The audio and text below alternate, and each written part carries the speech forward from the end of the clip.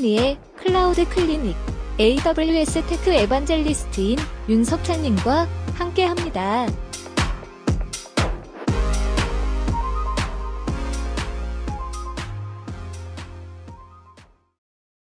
자, 여러분 안녕하십니까?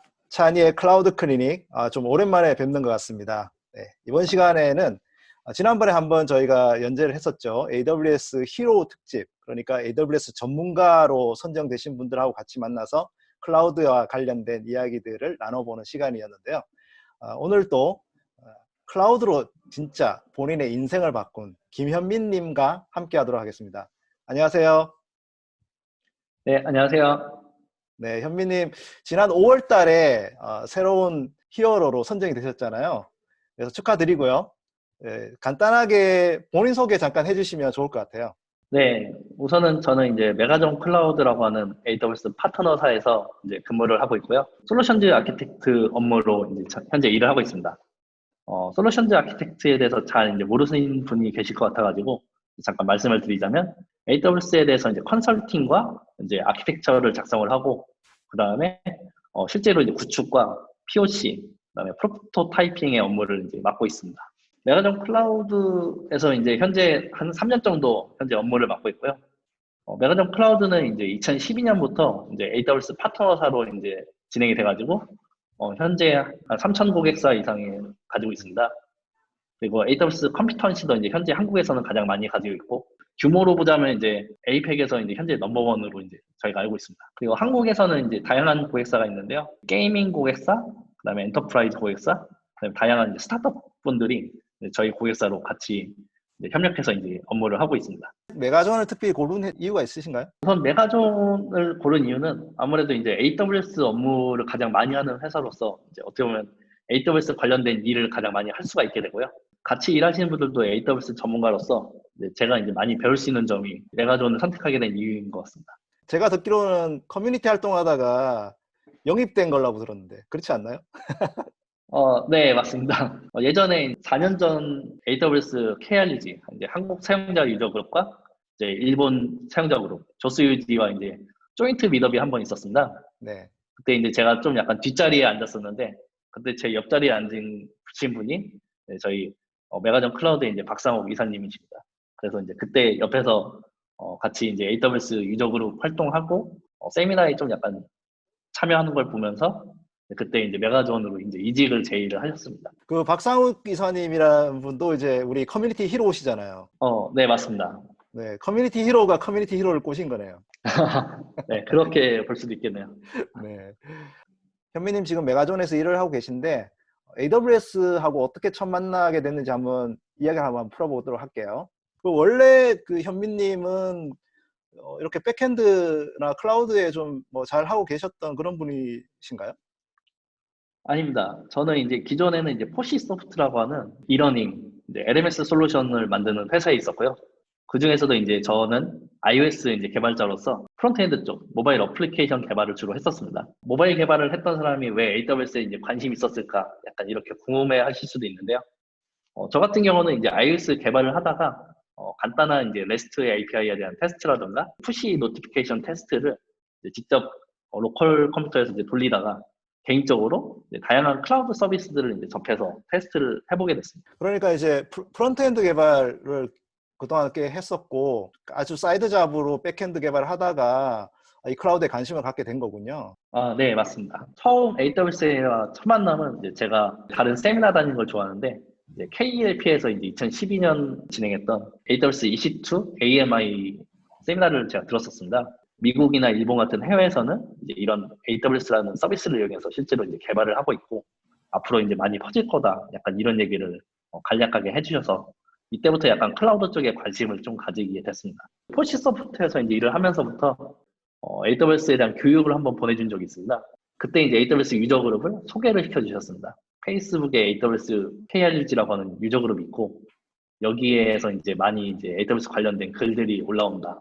세미나가 있다. 약간 이런 식으로 얘기를 해주셔가지고 아마 그 다음에 있는 네 번째 정기 미더에 제가 참여를 했었습니다. 그때가 어떻게 보면 이제 AWS 유저 그룹에 실질적으로 처음 참가를 하게 된 거죠.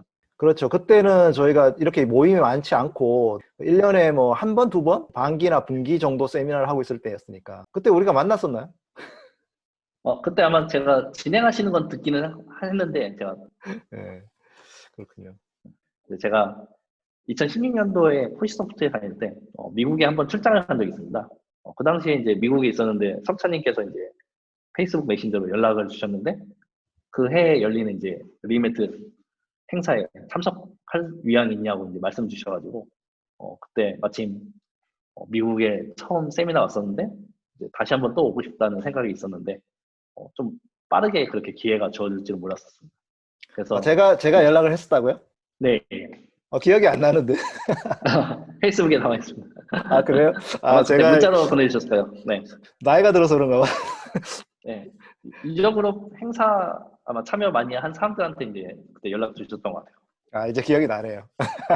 리인벤트에 매년 우리 유저그룹 사람들을 데리고 가야 되겠다. 그래서 이제 할인 티켓이랑 그다음에 좀 숙박이나 이런 걸 좀 지원을 해줘야 되겠다 생각을 해서 처음에는 한 뭐 두세 명 이렇게 시작을 했죠. 그때 2016년도부터는. 네. 근데 지금은 뭐 저희가 한 열 몇 명씩 이렇게 가잖아요. 그죠? 네. 호텔 잡고 막 같이 놀고. 네. 네, 지금은 정말 같이 가면 정말 재밌죠. 네. 그렇죠. 원래는 좀 안타깝게도 우리 인벤트가 뭐 어떻게 될지 아직 모르겠어요. 뭐 코로나 때문에. 그렇지만 좀 빨리 그런 기회가 좀 다시 생겼으면 좋겠네요. 네. 그래서 최근에는 이제 대학생분들도 이제 많이 가시게 되다 보니까 갔다 와서 이제 훨씬 더 적으로 기술에 대해서 또 알아보시고 더 좋은 데 직장을 잡게 되는 약간 그런 효과가 있는 것 같더라고요. 네. 그러니까 현미님이 2017년도에 이제 AWS 유저 그룹에서 발표한 걸 보니까 한국 중소기업 개발자의 AWS 사용 방법 이런 발표 내용이 있더라고요. 아, 이게 이제 이때가 그 포시소프트에서 일했던 때인가요? 네, 이제 포시소프트에서 막 이직을 해가지고 이제 메가존 클라우드로 들어왔을 때 발표를 했던 자료고요. 그래서 이때 발표 당시에는 이제 포시소프트에서 이제 일을 했었기 때문에 현재 포시소프트 발표 자료로 올라가 있습니다. iOS 개발자로 4년, 노드.js 1년 이렇게 돼 있네요. 네, 여기서 이제 주로 뭐 했던 일들은 아까 얘기한 뭐 LMS 솔루션을 이제 얘기했던 것 같고, 이제 iOS 개발자가 AWS에 관심을 가지게 된 이유도 모바일 애플리케이션 만들면서 필요한 뭐 이런 프로토타이핑 도구들, 그 당시에는 이제 팔스나 파이어베이스 같은 거 많이 썼나 보죠. 네.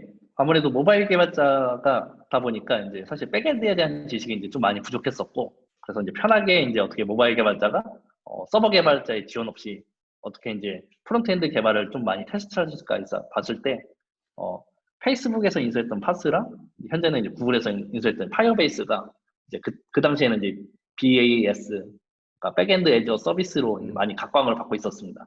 네. 그래서 이제 뭐 여러 가지 프로타입을 했는데 그 자기가 원하는 서버로 옮기고 싶어 하는 그런 목적 때문에 AWS에서 한번 해보게 된 거군요. 네, 맞습니다. 실제로 이제 프로토타이핑 같은 경우는 이제 빠르게 보여주기 위해서 이제 프론트엔드 개발자 혼자서 빠르고 좀 단순하게 작업을 했었고요. 실제 프로젝트에 들어가다 보면은 아무래도 실제 고객사 서버에 이제 세팅을 하는 거다 보니까 실제 자바나 뭐 스프링 같은 프레임워크를 이용해야 되고, 그 다음에 MS SQL 같은 이제 실제 데이터베이스를 이용해야 돼서 실제 개발을 할 때는 이제 서버가 필요했습니다. 그러면 이제 백엔드 개발을 이제 직접 한번 공부를 이제 하게 되면서 어떤 식으로 공부를 하시게 된 거예요? 저 같은 경우에는 이제 AWS 유저 그룹에서 정기적으로 진행하는 미덥에 참석을 했었고요. 그 다음에 이제 유저 그룹에 참가하시는 분들 중에 서버 개발자분들한테 이제 약간 문의를 했었습니다. 현미님이 이제 커뮤니티로로 선정되시게 된 가장 큰 이유 중에 하나가 유저 그룹에서 사실은 그냥 공부만 한 게 아니고 실제로 모임을 만들어서 운영을 이제 하신 거거든요. AWS에 잘 이렇게 막 전문가로이지도 않으면서 모임 만드는 게 막 좀 주저하거나 그러시진 않으셨어요? 처음에는 약간 이제 좀 망설여지기 시작했었는데요. 2016년도에 제가 연초에 일본에 여행을 갔다가 네. 조스유지 미덥에 이제 참가를 하게 됐습니다. 그 당시 이제 조스데이즈라는 행사를 도쿄의 이제 신주쿠에서 이제 했었고요. 그 당시 행사를 보면서 일본에서도 작은 소규모의 지역 소모임이랑 그다음에 이제 기술적인 소모임을 여러 개로 나눠서 진행을 하는 걸 봤었습니다. 한국에도 약간 이런 모임이 있으면 좋겠다라는 생각을 했었고, 강남이나 이런 데 지역 소모임을 만들어 보면 어떻겠냐라고 말씀하셔서 초보자 모임과 강남 중국자 모임을 만들게 됐습니다. 아, 그렇군요. 개인적으로 관심이 많아서 일본도 가고 또 미국도 가고 뭐 컨퍼런스를 보러 이렇게 하는 걸 자주 많이 하시나 봐요. 네, 약간 이제 취미처럼 약간 세미나 다니는 걸 이제 좋아하고요. 그 중에서도 이제 약간 여행이랑 같이 곁들여가지고 이제 네. 해외 세미나를 갔다가 이제 여행을 하고 돌아오는 걸 종종 하고 있습니다. 하긴 이제 현민님 인스타를 보면 진짜 이렇게 여행 사진이 많더라고요. 리인벤트 갔다 온 사진도 있고, 일본 갔다 온 사진도 있고, 약간 사진 찍는 게 네. 취미인 건가요? 전문적인 취미는 아니고요. 재작년부터는 또 컨테이너 모임도 시작을 한 거잖아요. 네, 컨테이너 모임 같은 경우에는 아무래도 최근에 컨테이너 쪽에 관심이 있는 분들이 많으시다 보니까 음, 이제 현재 토스에서 근무하고 계시는 우여명님이랑 음. 이제 이재성님과 같이 이제 해가지고 컨테이너 소모임 만들어서 같이 스터디도 하고 본인들이 좋아하는 발표 장표에 대한 이야기도 하고 컨테이너에 대한 관심이 있는 분들이 모여서 기술에 대해서 함께 토론하고 공유하는 자리를 만들게 됐습니다. 실제로 소모임을 만들게 되니까 더 많은 분들이 이제 참여를 해주시게 되더라고요. 지금 강남 모임하고 컨테이너 모임만 얘기를 했지만 사실 현민님이 관여한 모임이 이거 말고 더 있잖아요. 네, 참여를 주로 했던 모임 중에는 이제 구로 디지털 단지 쪽 지역 소모임이 있고요. 서버리스 소모임에도 많이 참석을 했었습니다. 네. 강남 지역 모임이 사실상 국내 사실 최초 모임인데 약간 노하우나 사람들 간의 관계 이런 것들이 좀 다른 모임에도 잘 전파가 돼가지고 지금 AWS 한국 사용자 모임의 소모임이 진짜 많이 늘어났잖아요. 사실 현빈님 공이 좀 많이 큰 것 같아요. 네, 감사합니다. 제가 그렇게까지 엄청 큰 역할을 한 것 같진 않고요. 아무래도 2016년에 AWS 서울 리전이 들어오면서부터 관심 있는 분들이 많아지기 시작하였고 실제로 업무를 하시는 분들이 다른 데서는 어떻게 쓰는지 궁금해하시는 분들이 많으신 것 같았어요. 서로 모여가지고 다른 회사에서는 또 어떻게 쓰는지 더 좋은 방법은 어떤 건지 공유하는 게 사용자 모임 분들에게 많은 도움이 됐고 또 그게 이제 전파가 되다 보니까 다른 분들을 또 모이게 되는 힘이 됐던 것 같습니다. 네.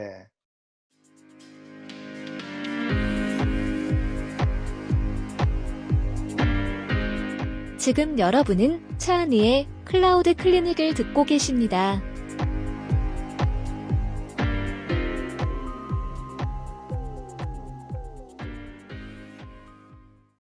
자, 그러면은 제가 이번에는 커뮤니티 히로 분들한테 늘 물어보는 게 있어요. AWS의 서비스가 진짜 많은데 장표에 잠깐 보니까 제일 좋아하는 서비스가 그 포시소프트 근무할 때에는 EC2, 뭐 RDS, S3 뭐 이런 거더라고요. 아주 기본 서비스. 근데 이제 아무래도 커뮤니티 히로시니까 아주 그런 기본적인 서비스 말고 좀 최근에 많이 쓰거나 재밌었거나 아니면 좋아하는 그런 서비스 있으면 뭐 몇 가지 소개시켜 주시죠. 최근에는 제가 이제 제조업 쪽과 중공업 쪽 업무를 좀 많이 맡고 있습니다. 그 중에서 이제 AWS IoT 쪽 연관된 서비스에 대해서 지원을 요청하시는 분들이 많습니다.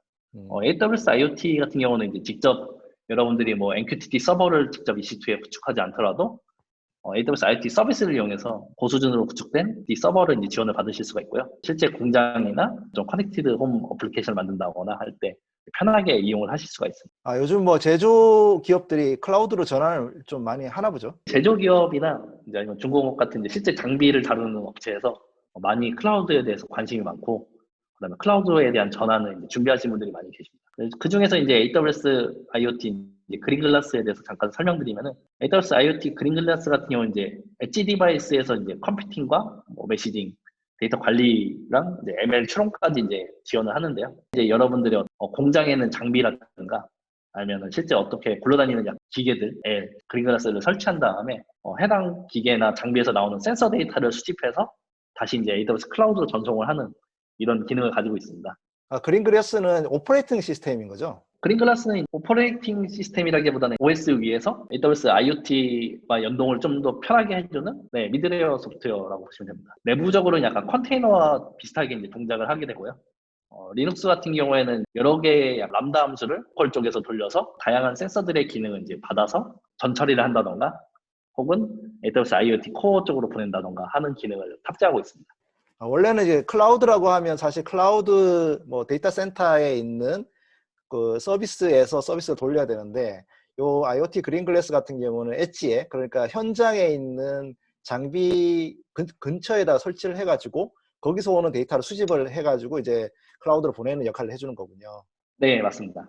근데 이거는 관리는 직접 뭐 해야 되는 건가요? 아니면 관리 같은 경우에는 이제 설치 같은 경우에는 저희가 이제 장비에 한번 세팅을 하게 되고요.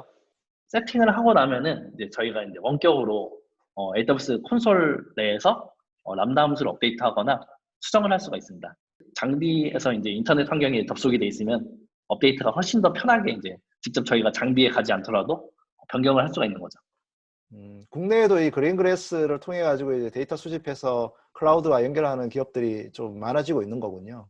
네, 맞습니다. 중공업 쪽 고객사 중에서 대형 기계라든가 음, 대형 장비에 그린글라스를 설치해서 이제 테스트를 하거나 실제 업무에서 이제 이용을 하시는 고객들이 있습니다. 그러니까요. 다 과거에는 사실 IoT 서비스라는 게 그냥 IoT 코어라든지 아니면은 IoT 관련한 어널리틱스 데이터 처리만 이제 했었는데 최근 들어와서는 이제 뭐 디바이스 관리를 하는 기능들 그러니까 이 그린그래스 기능뿐만 아니고 IoT 뭐 디바이스 매니지먼트나 디바이스 디펜더나 뭐 요런 서비스들이 사실은 디바이스까지 관리해 줌으로써 기존의 기업들이 IoT를 구축할 때 필요한 어떤 많은 기능들을 이제 클라우드에 의존을 해도 되게 될 정도가 된 거네요. 네, 왜냐면 이제 기존에는 이제 만약 이런 걸 직접 개발하려고 하면 이제 많이 리소스가 많이 필요했었는데 이런 거를 이제 AWS에서 이제 지원을 해줌으로써 실질적으로 이제 IoT 기기에서 정말 필요한 작업들만 이제 고객사에서 이제 진행을 하고 있습니다. 네. 해외 기업도 보니까 폭스바겐이나 뭐 아이로봇 뭐 이런 회사 굉장히 유명하고 LG전자 뭐 IoT 우리가 스마트띵스 뭐 뭐죠? 냉장고나 네, 띵큐 쪽에서 이제 네, 이용을 하고 있는 걸로 띵큐. 알고 있습니다. 네, 여기 이용을 하고 있는 걸로 알고 있고. 네. 그렇군요. 그 좀 어떻게 보면 IoT가 좀 굉장히 오래된 역사가 있잖아요. 기술적으로 IoT 뭐 네, 사물 인터넷 그러면 굉장히 좀 지나간 트렌드처럼 생각이 드는데 이 클라우드랑 만나면서 좀 많이 변화가 있나 보네요. 네. 이제 아무래도 이제 AWS IoT로 전환을 한 다음에 이제 다음 부분에 대해서는 이제 AI나 ML 쪽을 이제 접목하려고 이제 준비 중인 고객사분들이 많이 계십니다. 이렇게 이제 데이터를 수집을 해가지고 뭐 장비의 이상을 본다거나 아니면 뭔가 예측을 한다거나 할 때 필요한 부분을 사용을 하나 보죠. 네. 기존과 다르게 이제 IoT 장비에서 오는 데이터가 이제 점점 많아지고 있기 때문에 기존에 이제 IDC에 있는 인프라를 확장하는 것보다 아무래도 이제 클라우드 쪽의 인프라를 활용하는 게 훨씬 더 도움이 많이 되는 것 같습니다. 그래서 이 머신러닝 쪽에 관련한 접목되는 기술이 최근에 그러면 현민님도 많이 하고 있는 일 중에 하나겠네요. 네. 최근에는 저희 쪽에서 포캐스트 관련된 POC나 프로토타이핑을 많이 하고 있고요. 아마존 포캐스트 같은 경우에는 머신러닝에 대해서 자세히 알지 않아도 정확한 데이터, 맞는 데이터와 서비스를 이용하면은 좀 더 쉽게 이제 시계열 예측에 대해서 진행을 할 수가 있습니다. 요거는 이제 서비스가 예측하는 모델이 이미 구축되어 있고 우리가 데이터만 넣으면 바로 예측 결과가 나오는 건가요? 네. 우선 기계학습 예측 모델이 이제 5개 정도 제공이 되게 되고요. 이제 기존의 방식이었던 뭐 아리마라든가 아니면 최근의 방식이 이제 딥 AR 플러스 같은 게 이제 모델로 지원을 하고 있습니다. 저희가 그런 모델을 하나씩 선택해가지고 진행을 할 수도 있고요. 아니면 오토ML 기능을 이용해서 제공을 하면은 그 중에서 가장 성적이 잘 나온 모델을 추천해주는 기능도 가지고 있습니다.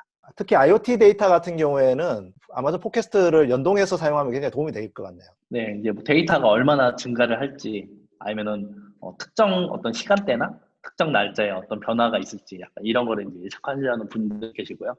일반 IoT뿐만 아니라 이제 일반 이커머스나 아니면 운송 쪽의 고객사들도 팟캐스트를 약간 테스트를 많이 하고 계십니다. 네. 뭐 지금 하는 일하고 관계없이 또 현민님이 개인적으로 좀 좋아하는 서비스 있나요? 개인적으로는 이제 클라우드9이라고 하는 웹상에서 이제 코드를 작성하고 이제 실행할 수 있는 이 아이디를 제공을 하고 있고요. 클라우드9 같은 경우에는 사실 이제 AWS에 인수되기 전에 C9이라고 하는 서비스명으로 진행을 했었는데 그때도 약간 제가 데모를 만들거나 테스트할 때 이용을 했었습니다. 프론트엔드 개발자분들이나 백엔드 개발자분들이 이제 어떻게 보면 개발 환경을 구성하는 데 있어서 시간이 많이 소요가 되게 되는데요. 이 클라우드9에는 이제 최근에 많이 쓰는 뭐 노드.js나 파이썬 같은 이제 패키지들이 이미 세팅이 되어 있습니다. 바로 개발을 즉시 시작할 수가 있고요. 네. 이 클라우드9 같은 경우에도 이제 서울 리전에 없어가지고 저희가 유저 그룹에서 핸즈온랩 많이 할 때 클라우드9 많이 쓰죠. 이게 환경 세팅하는데 진짜 도움이 되잖아요. 작년에 이제 서울 리전에 들어와가지고 이제 핸즈온랩 하신 분들 이제 아무래도 많이 편해지셨죠. 네. 근데 지금 핸즈온랩을 할 수가 없네요. 네. 빨리 핸즈온랩도 할 수 있는 날이 왔으면 좋겠다. 그죠? 뭐 원격으로 핸즈온앱을 해도 이거는 상관없을 것 같습니다. 아, 네, 그 좋은 아이디어네요. 그래서 아, 예. 네, 그 생각을 못했지. 원격으로 한번 핸즈온을 한번 해봐야 되겠다 그런 생각이 듭니다. 네. 이번 코너는 제가 커뮤니티 히로분들한테 물어보는 거거든요. 내가 서비스를 쓰면서 아니면 AWS를 공부하면서 나만의 꿀팁이 있다. 이거는 진짜 공개하기 싫다라고 하는 거를 물어봤어요. 근데 현민님은 아무래도 뭐 다른 머신러닝 히로나 서버리스 히로나 컨테이너 히로분하고 달리 또 커뮤니티 히로잖아요. 뭔가 조금 남다른 꿀팁이 있으실 것 같거든요. 네, 우선은 저 같은 경우에는 이제 약간 새로운 서비스가 나온다고 하면은 이제 그런 정보를 좀 미리 캐치해가지고 올려드린다던가 아니면 AWS 블로그에 이제 유용한 뭐 학습 자료가 올라오면 이제 공유를 한다던가 그러니까 이런 거를 제가 주로 많이 하고 있는데요. 해외 AWS 유저 그룹에도 이제 페이스북 페이지가 있고요. 그래서 해당 페이지에서 제가 확인한 다음에 이제 공유를 하는 자료가 많이 있습니다. 해외 유저 그룹들을 한번 소개시켜 드리겠습니다. 네, 그러면 좋을 것 같네요. 해외 유저 그룹 중에서 이제 아무래도 가장 유명한 데가 이제 조스유지라고 재팬 AWS 유저 그룹입니다. 조스유지 같은 경우에는 도쿄에서는 이제 봄에 조스데이즈라고 하는 행사를 하게 되고요. 조스 페스타라고 하는 행사를 지방에서 순회 공연 들듯이 이제 뭐 나고야, 오사카, 그다음에 삿포로 매년 장소를 바꿔가면서 행사를 하고 있습니다. 그러니까 1년에 2번 하는 거군요. 도쿄에서 한 번, 그다음 네, 지방에서 한 번. 네, 맞습니다. 한국과 마찬가지로 이제 지역 소모임과 이제 기술 소모임이 있는데요. 지역 소모임 같은 경우에는 거의 일본 전국에 좀 넓게 퍼져 있어서 수십여 군데가 이상이 된다고 합니다. 실제로 사용자 활동도 좀 활발해가지고 일주에 한 수번 이상 이제 세미나를 다 하고 있습니다.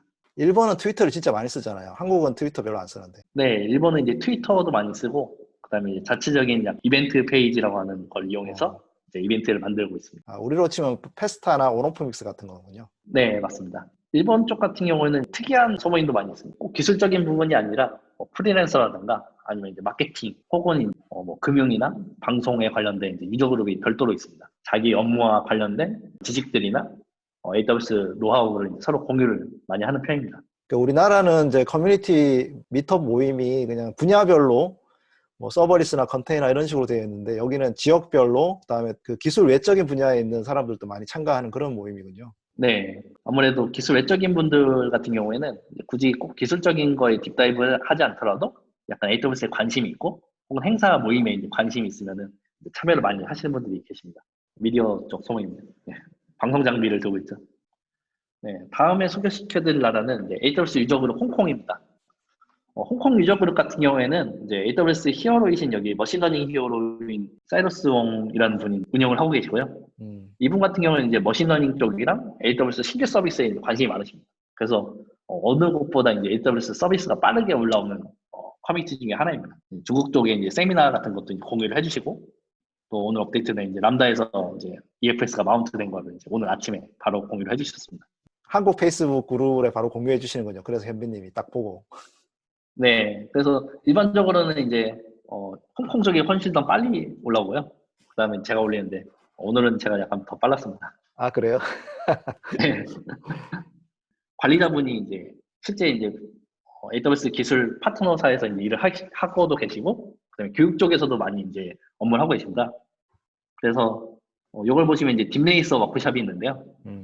홍콩 쪽에 이제 고등학생들이나 대학생분들한테 이제 교육을 한 다음에 실제로 이제 대회 우승을 고등학생 분이 이제 했던 그 사례가 있습니다. 리인벤트에 와서 이제 한번 발표도 하고 그 다음에 현재 홍콩에서 이제 이런 라이브 웨비나 같은 것도 진행을 하게 됐습니다. 이분도 아마 이분 학생인 것 같은 서티피케이션을 따고 올린 거를 볼 수가 있습니다. 그 다음에 이제 AWS 베트남 유저 그룹도 있습니다. 현재 한 4,000명 정도가 이제 유저 그룹에 포함되어 있고요. 운영자분도 이제 현재 베트남에서 파트너사 CEO로 계신 그래서 이분도 이제 AWS 히어로면서 AWS 유저 그룹을 이제 총 운영하시는 그런 분이고요. 현민님 베트남어 잘 하시는 건가요? 이거 보고 아시는 거예요? 번역을 합니다, 보통. 번역기를 아, 그렇군요. 네. 아, 근데 베트남어를 읽는다기보다는 이런 트렌드, 이제 베트남 분들이 이제 어떤 거에 관심 있는 이런 걸 보고 있고요. 그러니까 이제 해외 그 유저 그룹의 트렌드를 보면서 다른 나라의 동향이나 아니면 서비스의 관심도에 대한 것도 같이 글로벌하게 좀 호기심을 가지고 볼 수 있는 계기가 된다는 거죠. 네, 맞습니다.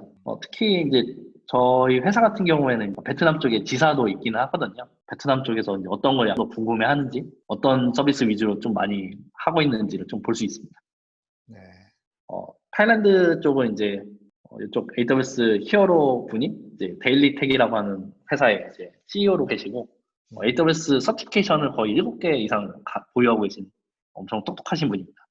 이 회사도 파트너사군요. 이제 APN 테크 파트너로 아마 등록이 되는 걸로 알고 있습니다. 네. 아시아 지역의 유저그룹 리더들은 거의 대부분 파트너사 오너거나 그렇네요. 네. 약간 그런 경향이 있습니다.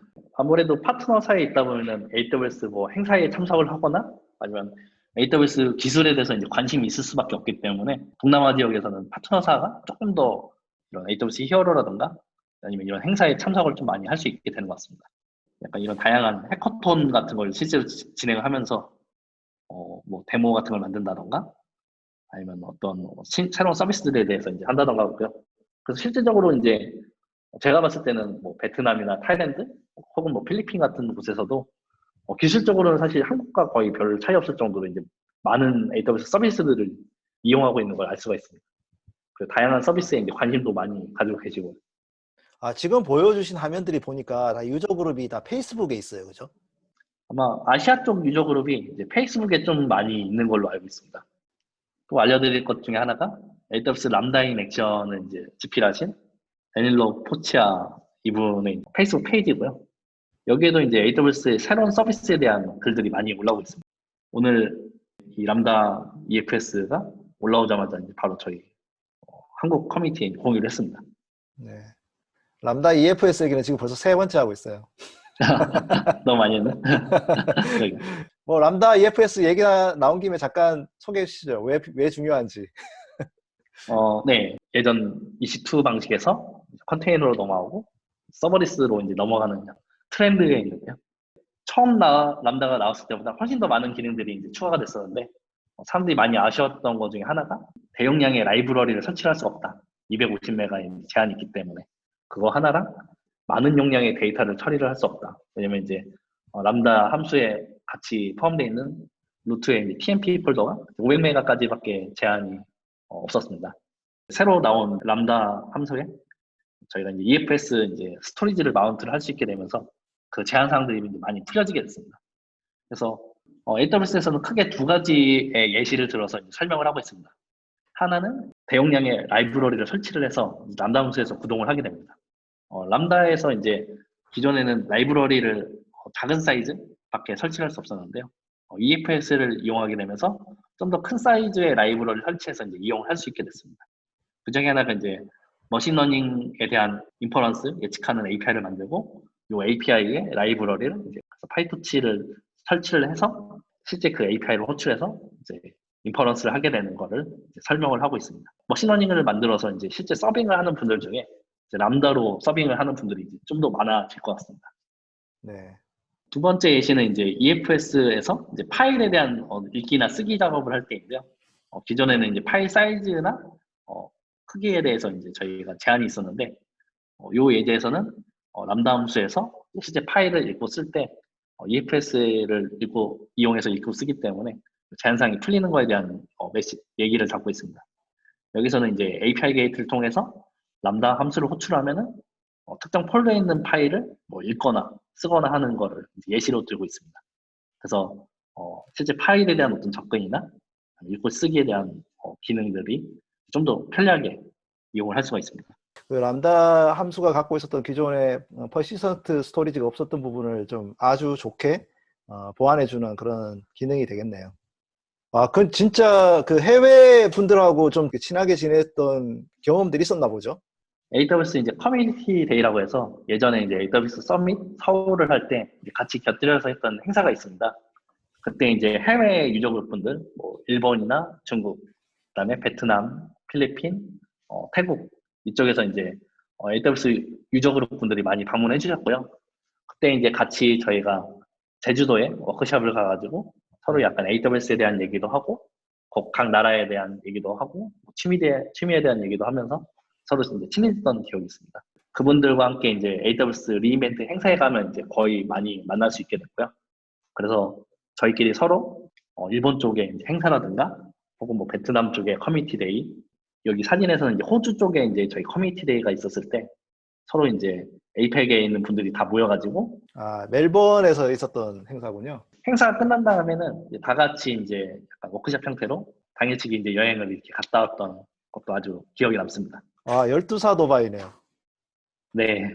다들 각자의 나라에서 일과 유적으로 활동을 하면서 좋은 추억도 쌓는 계기가 된 것 같습니다. 이런 행사를 통해서 더 열심히 AWS를 공부하고 전파를 하게 되는 약간 이런 열정을 가질 수 있게 된 것 같습니다. 그러니까 사실 현민님이 그 해외 분들하고 많이 또 교류를 하면서 거기서 배우는 또 지식도 국내에서 하는 분들하고 같이 배우는 것보다도 더 커진 것 같아요. 그러니까 더 빨리 배우고 뭐 현민님이 사실 프론트엔드 개발자, 클라우드 전문가가 되는데 가속도가 붙는 기회가 되지 않았나 그런 생각이 듭니다.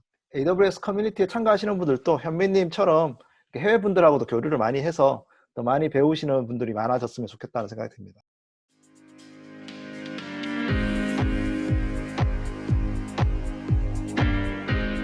지금 여러분은 차은희의 클라우드 클리닉을 듣고 계십니다.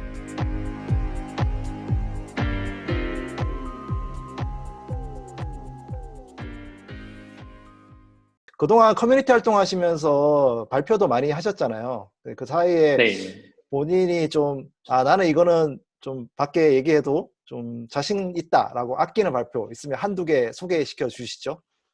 네, 우선 약간 많이 부족하긴 하지만 AWS 이제 리캡 행사에서 이제 제가 발표를 했어요. 스텝 펑션즈를 이용한 이제 서버리스 마이크로 서비스 만들기 발표인데요.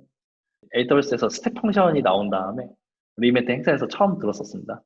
람다의 많은 제약 사항들이나 아니면 람다에서 이제 처리하기 복잡한 것들을 이제 스텝 펑션을 이용해서 이제 처리를 할 수가 있게 됐고요. 이거 발표하는 당시에는 이제 스텝 펑션이 서울 리전에 들어오지 않았었는데 서울 리전에 들어온 다음부터 이제 많은 분들이 관심을 갖고 실제로 서비스에 적용하시는 고객사들도 있습니다. 서버리스 컴퓨팅을 이용할 때 꼭 이제 람다를 단독으로 쓰는 게 아니라 이런 스텝 펑션을 이용해서 좀 더 약간 복잡한 구성이나 혹은 약간 반복적인 배치 작업 같은 걸 할 때 좀 더 유용하게 쓸 수 있는 거를 확인하시면 더 좋을 것 같습니다. 그 당시에는 현민님 포시소프트에 근무하고 계셨네요. 네, 맞습니다. 이때는 이제 저희가 처음 리메트 갔다 와서 이제 아직 이직을 하기 전이었습니다. 네. 어떻게 보세요? 그때랑 지금이랑 그때 그 보면은 스텝 펑션을 새로 배워서 주제도 보면 서블리스 마이크로 서비스다. 막 이렇게 이제 사실 3년도 더 된 얘기잖아요.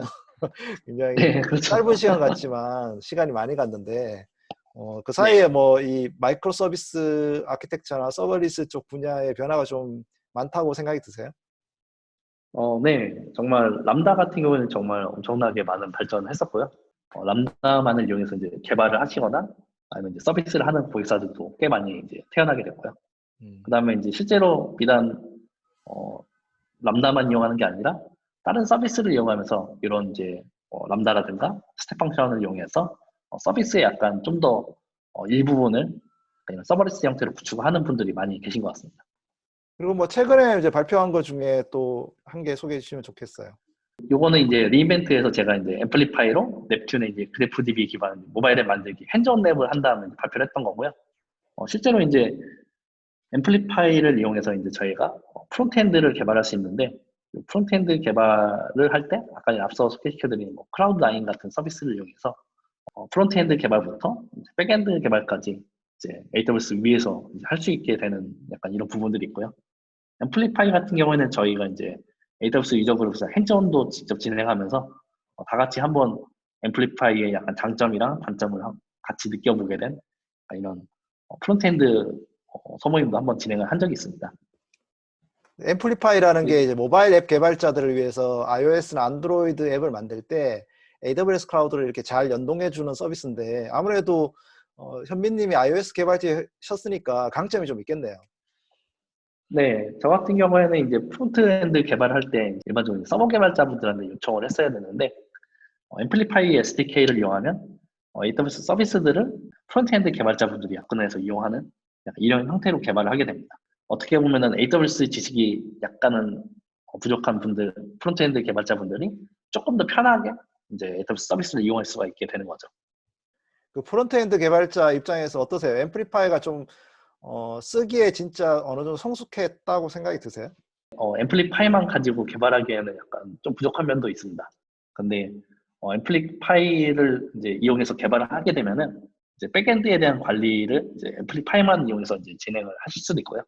만약 그렇게 구성하는 게 조금 더 약간 복잡하다고 느껴지시는 분들은 앰플리파이의 SDK만 이용해서 저희가 접근할 수도 있습니다. 그래서 프론트 개발을 하실 때 기존 개발 방법에 이제 SDK만 이용해서 필요한 부분만 가져다가 이제 약간 쓰는 방법으로도 개발을 할 수 있어서 두 가지 방식 중에 이제 본인이 더 편하고 약간 익숙한 방식으로 이제 개발을 하면 좋을 것 같습니다. 자, 이제 뭐 이야기하다 보니까 시간이 벌써 훌쩍 지나가 버렸네요. 이제 네. 마지막으로 제가 우리 히로분들한테 제가 뭐 여러 가지를 물어보고 질문을 드렸지만 그래도 이 방송을 듣는 분들이 나한테 이런 거 꼭 물어봐 줬으면 좋겠다. 뭐 이런 게 있으시면 하나 얘기해 주시면 좋을 것 같아요. 어떻게 하면 이제 iOS 개발자라고 하는 이제 프론트엔드 개발에서 이제 AWS라고 하는 약간 인프라 쪽에 약간 백엔드 쪽에 이제 서비스에 대한 어떤 업무를 하게 됐는지, 이렇게 커리어를 어떻게 전환하게 됐는지에 대해서 이제 약간 궁금해하실 분들이 좀 계실 것 같습니다. 특히 요즘 같은 경우에 이제 클라우드를 아는 개발자, 혹은 이제 클라우드에 대한 지식이 있는 어떤 운영자를 이제 선호하는 회사들이 많이 있기 때문에 어떻게 이제 클라우드 쪽에 관심을 갖고 이제 어떻게 이 커리어를 전환할 수 있게 됐는지 궁금해하는 분들을 위해서 좀 말씀을 드리자면은 아무래도 이제 저 자신도 제가 시작할 때도 AWS 이제 초보였기 때문에 아무래도 초보분들이 이제 약간 처음에 이제 가장 두려워하시는 게 하다가 약간 안 되면 어떡하지? 혹은 하다가 이제 모르는 거를 누가 시키면 어떡하지? 약간 이런 거에 대한 약간 불안감이 조금 있으신 것 같아요.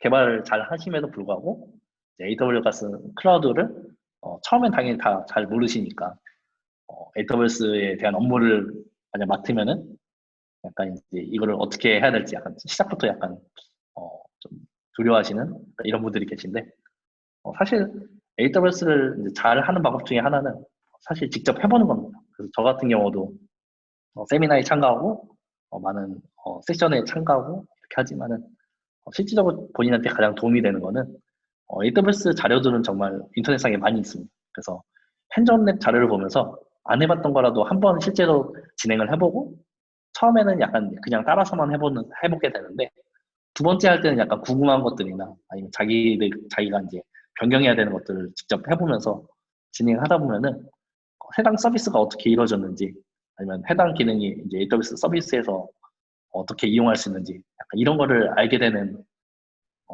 계기가 되는 것 같습니다. 그래서 실질적으로 이제 AWS 만약 시작하신다고 하시면은 약간 두려워 말고 인터넷에 있는 핸즈온 랩 자료부터 차근차근 따라 하시면은 사실 여러 번 반복을 해서 하시다 보면은 익숙해져가지고 금방 잘하게 되실 거예요. 만약 하다가 이제 막히는 게 있으시면은 저희 AWS 유저그룹 슬랙 채널에 올려주시면은 비슷한 고민을 했던 개발자분들이 많이 계십니다. 그래서 본인들이 진행했던 거를 이제 알려주시고 궁금한 사항들에 이제 답변을 해주신 분들이 많이 계시니까 진행하다가 이제 모르는 게 있으시면은 슬랙 채널이나 이제 페이스북에 올려주시면은 아는 분들이 이제 많이 답변을 해주실 것 같습니다. 네, 참 중요한 포인트인 것 같아요. 여러 번 해야 된다는 거. 네, 사실 핸즈온 랩 네. 한번 와가지고 하고 난 다음에 집에 가서 잊어버리는데 사실 핸즈온 랩 뭐 대부분 그 가이드를 보면은 한두 시간 만에 끝낼 수 있는 건데 한번 하고 나면은 대부분 다 안다고 생각하지만 그렇지 않잖아요. 그러니까 여러 번 네. 해야 된다는 거.